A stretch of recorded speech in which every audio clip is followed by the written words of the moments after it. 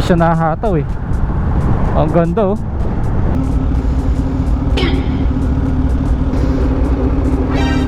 Anong tunog niya? Ganda. Uy, grabe. Pa. Pwede po dyan? Yun oh.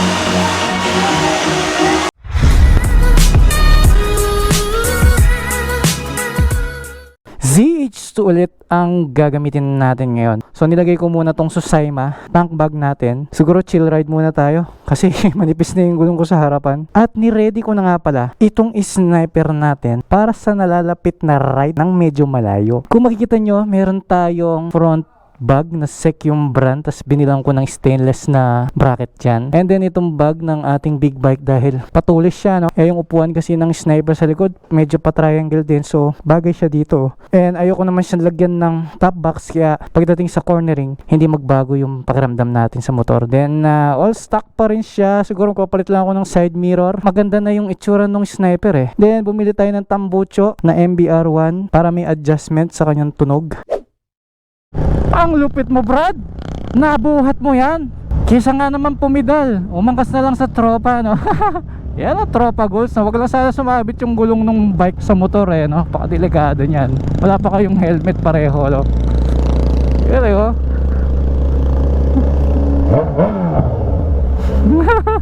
Ito pa yung last na karga ko eh. Nung pumunta ako ng Pangasinan eh, 2 bar na lang oh. Ito lang ang mahirap kapag naka tank bag. Parang mura dito, 57 lang per liter eh, no? Mas mura doon sa kapila. May mas mura pa. Refill din? Okay. Sticker niya. Sa istasyon dapat dikit nyo yung isa. Marami yung lakad ko ngayon. Una, pupunta muna ako sa Toyota Cubao, kung saan ko kinuha or binili yung aking van dahil meron na po siyang plate number. Wala pang isang buwan, lumabas na yung ORCR at pagkatapos may number na kaagad. Grabe naman yan, di ba? At pagkatapos pupunta tayo sa event na sinagawa ng Honda Motorcycle Philippines at mamayang 5 PM pa naman yon. Meron yatang bagong i-release na motor ang Honda. Kailangan ko lang talaga pupunta kasi yun yung mga companies na hindi tayo kinakalimutan kahit di naman tayo ambassador nila. Pagkatapos ng Honda, invited din tayo sa Suzuki, so abangan nyo yun sa next vlog natin habang naghahanap pa ako ng gulong dito sa ZH2. At speaking of gulong, hindi tayo makahataw guys dahil for safety reason na rin, no? Z1000, no? Maganda talaga pagka naka bar and side mirror siya, no? Ganda ng Z1 niya, kulay black. May Mustang, hindi siya modelo pero magandang forma na yan, ha? Di ba Mustang, more on classic yung design, pero ganda, oh. May racing line pa. Hindi siya nahataw eh. Ang ganda, oh. Eto na yung dulo ng expressway ng NLEX. Eto pala ang solusyon sa magastos na konsumo ng ZH2. Huwag kang humataw.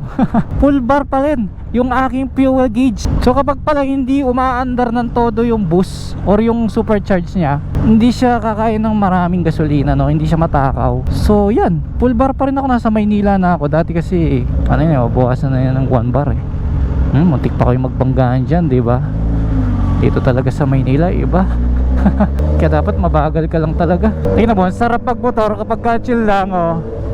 And sa totoo lang, mas pogi kang tignan pag mabagal yung takbo mo. Tapos mayroong tao dyan, nakikita niya tayo.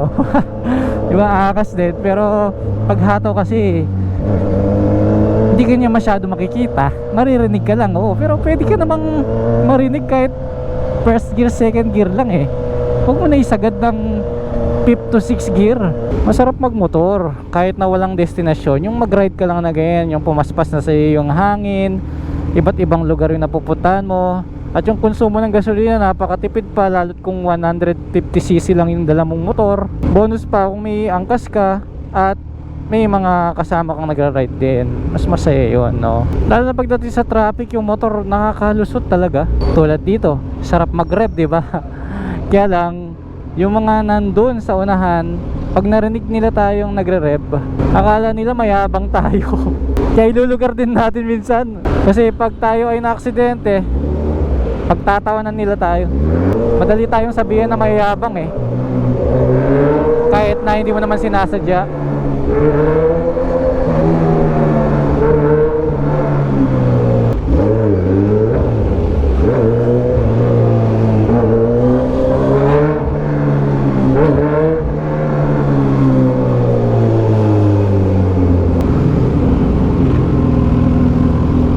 himala, kasya ako. Eto na yung Toyota Cubao. Welcome back. Saan ako magpapark? Okay lang, Chief. Boss, thank you. Boss, thank you. Lagi ito nanonood araw-araw. Ayun, ingat ka lang sa pagra-ride lagi ha. Madalas ka ba dito? Nagagrab pa ako. Ah, okay. Boss, thank you ha. Ingat ka ha. Okay. Yo, thank you boss. Hello po. Init.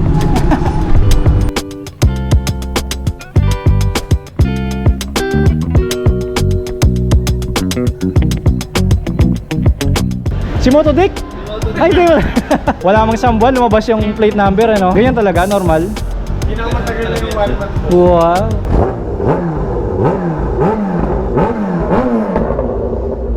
Bye-bye. Loaded oh. Angas ng X-Max oh.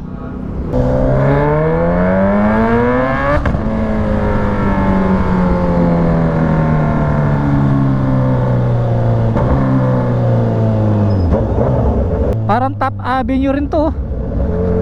Di ba may mga stoplight na ganyan? O kahit naka-go, dapat mabagal lang, no? Punta naman tayo sa TRC Racing Philippines. Sa may bandang Binondo yun, di ba? So pupunta tayo doon para kunin naman yung ORCR ng Raider natin.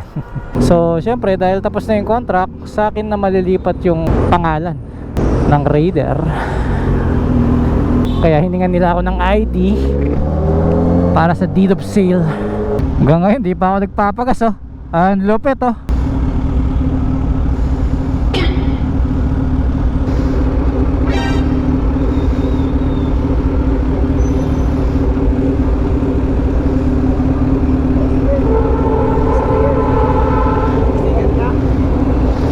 Nandito. So, biyahe mo, uwi ka na? Hindi, punta akong Binondo. Kuha ka na lang. Naka-gloves kasi ako eh. Okay na lang. Okay, thank you ah.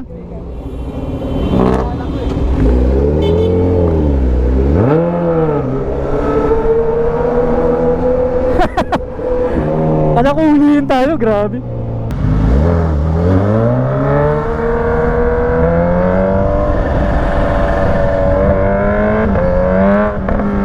Grabe, sulit yung lakad ko, di ba?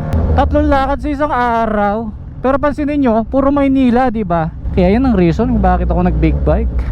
Ganda ng kulay ng Raider. Pero pag pambiyahe, trip na trip ko, black talaga. Lalo na yung sniper ko, angas ng forma pa naman.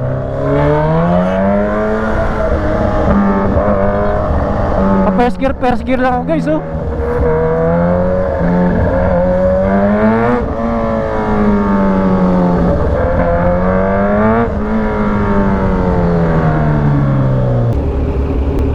Thank you. Nahingi sila sa likod eh, no?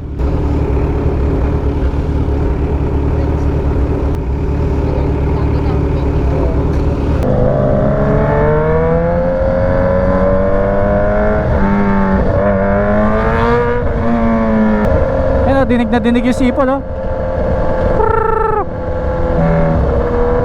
Nasasapawan lang ng tambucho kasi ang ingay. Basta, thank you. Eto, ingat din kayo dito. Kung minsan may butas dyan para sa tao lang. Like yun no, may pedestrian lane no, diba? Eh paano kung biglang tumawid? Pero kung ganito lang yung bilis mo, diba, okay lang. Wala naman siguro yung mga tumatawid, wala naman pedestrian lane. Ah, eskwelahan pala, you know, children crossing. Tignan nyo si sir, balot sa plastic kahit mainit. Nagpapapayat kaya siya? O diba, pag nasa right, dapat kumanan. Gadit pa yung enforcer. You know, may baseball bat oh. Papalag ka ba? Makakal pa yung baseball bat niya eh. Bomba yan. Nandito na ako. Yeah. Boom! Alas 5 na. Medyo madilim na guys. Hindi ako pwedeng gabihin dahil walang auxiliary light na nakakabit dito sa motor ko, kasi tinanggal ko muna dahil natanggal yung bracket. Kaya ngayon diretso na ako sa Honda. Anyway, i-vlog na lang natin yung lugar at kung anong meron doon, no?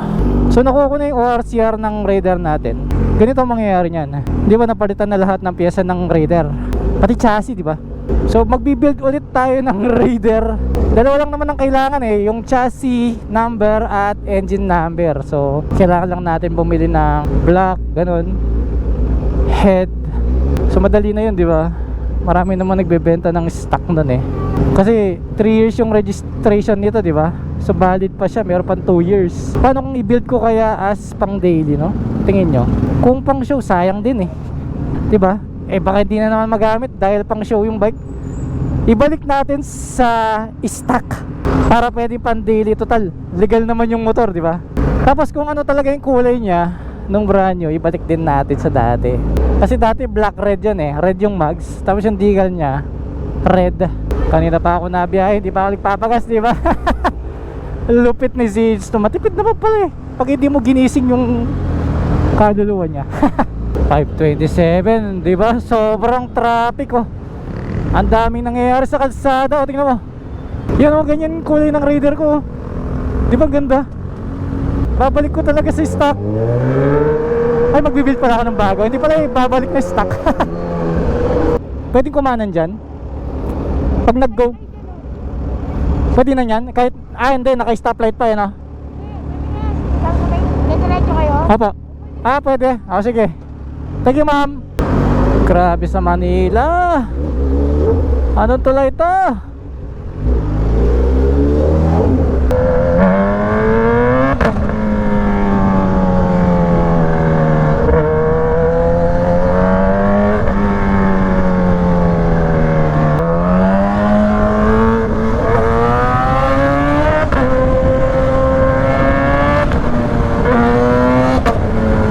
Ganda ng GTR, kulay black pa.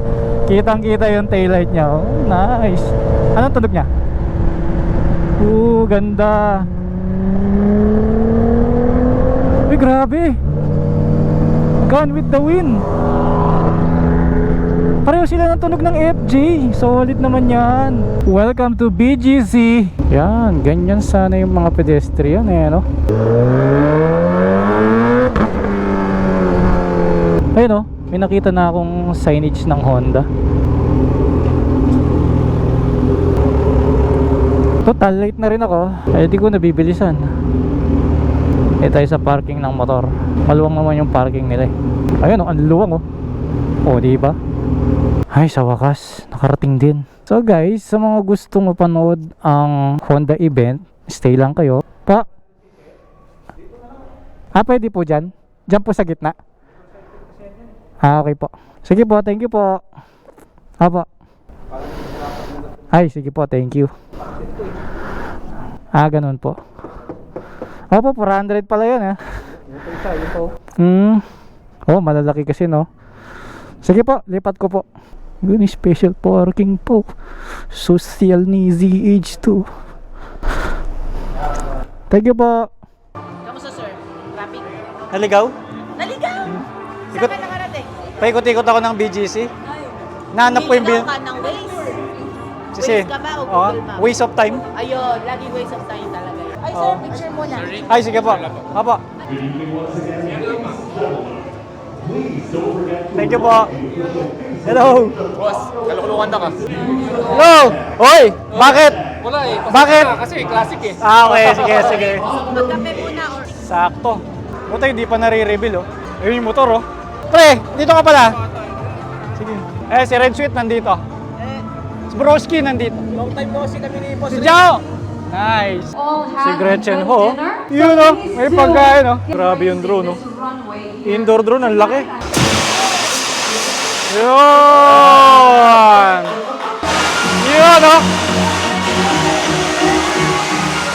Ay. Yan oh. Ito yung gusto ko, white. Brown din yung upuan. Nice. Modern classic talaga eh. Yung name niya, Giorno. Ayun, keyless. Laki oh. Kulat dito. Di mahirapan yung mga lala mo, rider na ito. O, dyan na magpapagas oh. Maganda nga to. May charger siya sa loob. Saka chrome na rin siya oh. May radiator oh. Maganda yung orange eh, no? Guanson eh, no? Tapos letter G ba? Maganda siya kasi meron siyang radiator. Yes. Tapos yung Cool 4 valves. yung fuel tank niya nandun sa harap. Nandun pa sa. Di ba? Solid. Oh. Oo, yun.